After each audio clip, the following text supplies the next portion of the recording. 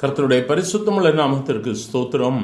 இன்றைய நாளின் கர்த்தருடைய வார்த்தையாக 1 தெசலோனிக்கேயருக்கு எழுதின நிருபம், 1ஆம் நிருபம் 1வது அதிகாரம் 3வது வசனம்.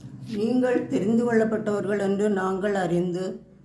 எனக்கு அருமையானவர்களே, இந்த இடத்துல வேதம் சொல்லுகிறது நீங்கள் தெரிந்து கொள்ளப்பட்டவர்கள்.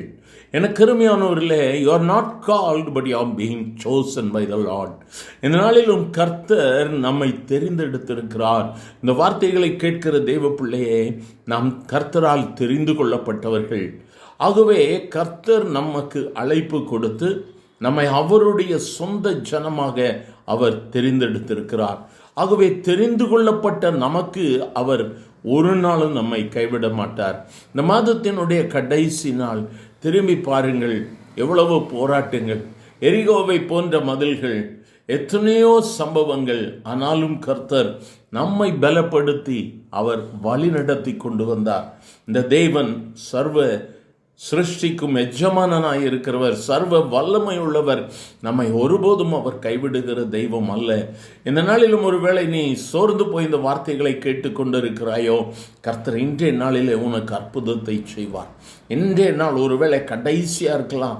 எனக்கு அற்புதம் நடக்குமா, நான் கடைசி முடிவுக்கு நேராக வந்துட்டேனேன்னு சொல்லி சோர்ந்து போயிருக்கிறியா? கர்த்தரால் செய்யக்கூடாத அதிசயமான காரியம் இந்த உலகத்தில் ஒன்றுமே இல்லை. அவர் இன்று உனக்கு அற்புதத்தை செய்வார். இன்று உன்னுடைய நுகங்களை முறிப்பார். உன் வாழ்வில் இருக்கிற தடைகளை கர்த்தர் இன்று மாற்றுவார்.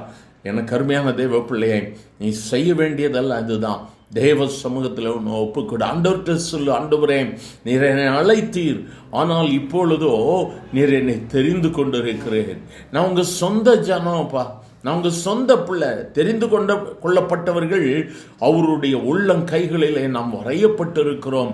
ஏன் சோர்ந்து போயிருக்கிறாய்? ஏன் பலவீனப்பட்டிருக்கிறாய்? வியாதியின் கொடுமையா, இல்லை பணப்பற்றாக்குறையா, இல்லை எதிர்ப்புகளா? எதில் சோர்ந்து போயிருக்கிறாய்? உன் தூசியை உதறி தள்ளிவிட்டு எழும்பு தேவ பிள்ளையே என்று கர்த்தர் உன்னோடு கூட பேசிக் கொண்டிருக்கிறார்.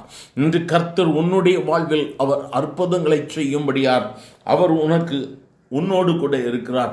ஆகவே கர்த்தர் உன்னை பார்த்து சொல்லுகிறார், நீ பயப்படாதே, நான் உன்னுடனே இருக்கிறேன். திகையாதே, நான் உன் தேவன்.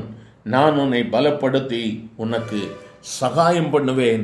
என் நீதியின் வலது கரத்தினால் நான் உன்னை தாங்குவேன். இன்று அவருடைய வலது கரம் தெரிந்து கொள்ளப்பட்ட உன்மேல் அமர்ந்திருக்கிறது. ஆகவே நம்பிக்கையோடு கூட இயேசுவே நன்றி என்று சொல்லி ஆண்டவருக்கு நன்றி சொல்லி ஸ்தோத்திரித்து ஜெபிக்க ஆரம்பிப்பியாம். எங்கள் அன்பின் ஆண்டவரை, ஆசீர்வதிக்கப்பட்ட இந்த காலை வேளைக்காய் நன்றி அப்பா. அழைக்கப்பட்டவர்கள் அநேகர், ஆனால் தெரிந்து கொள்ளப்பட்டவர்களோ சிலர். அந்த சிலரின் கூட்டத்தில் கேட்கிற எங்கள் ஒவ்வொருவரையும் நீர் வைத்திருக்கிற தயவிற்காய் ஸ்தோத்திரம் ஆண்டவரே, ஸ்தோத்திரம் அப்பா. கேட்கிற உம்முடைய பிள்ளைகள் ஒவ்வொருவரும் தெரிந்து கொள்ளப்பட்டவர்கள். சோர்வுகள், பலவீனங்கள், பற்றாக்குறைகள், கஷ்டங்கள் என்று சொல்லி கதறுகிற ஒவ்வொருவரையும் கர்த்தரின் நாளிலே விடுவியும்.